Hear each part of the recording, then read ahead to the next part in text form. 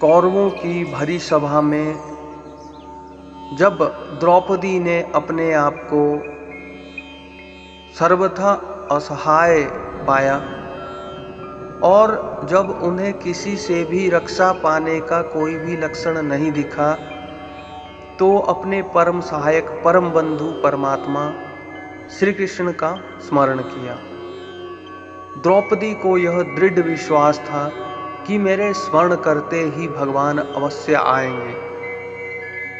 मेरी करुण पुकार सुनने पर उनसे कभी नहीं रहा जाएगा।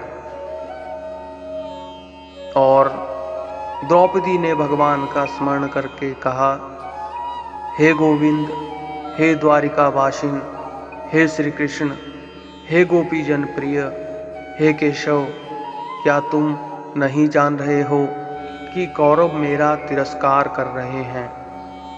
हे नाथ, हे लक्ष्मीनाथ, हे ब्रजनाथ, हे दुखनाशन, हे जनार्दन, कौरव समुद्र में डूबती हुई मुझको बचाओ।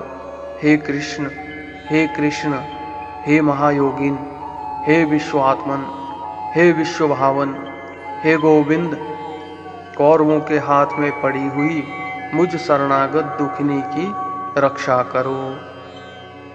तब द्रौपदी की करुण पुकार सुनते ही जगदीश्वर भगवान का हृदय द्रवीभूत हो गया और कृपालु भगवान कृपा परवश हो सैया छोड़कर पैदल ही दौड़ पड़े।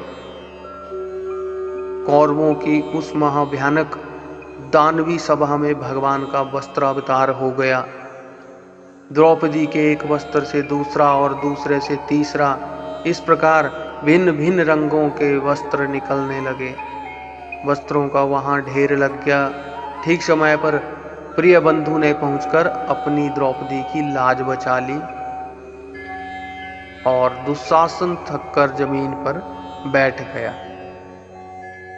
द्रौपदी का रंग बहुत ही सुंदर श्याम वर्ण था, इससे इन्हें कृष्णा कहा जाता था। ये राजा द्रुपद की पुत्री थी जो यज्ञ वेदी से उत्पन्न हुई थी। द्रौपदी भगवान की सच्ची भक्त थी। द्रौपदी श्री कृष्ण को पूर्व ब्रह्म सच्चिदानंद घन परमेश्वर समझती थी और भगवान भी उनके सामने अपनी अंतरंग लीलाओं को भी छिपाकर नहीं रखते थे। जिस वृंदावन के पवित्र गोपी प्रेम की दिव्य बातें गोप रमणियों के पति पुत्रों तक को मालूम नहीं थी, उन लीलाओं का भी द्रौपदी को पता था। इसलिए चीरहरण के समय द्रौपदी ने भगवान को गोपी जन प्रिय कहकर पुकारा था।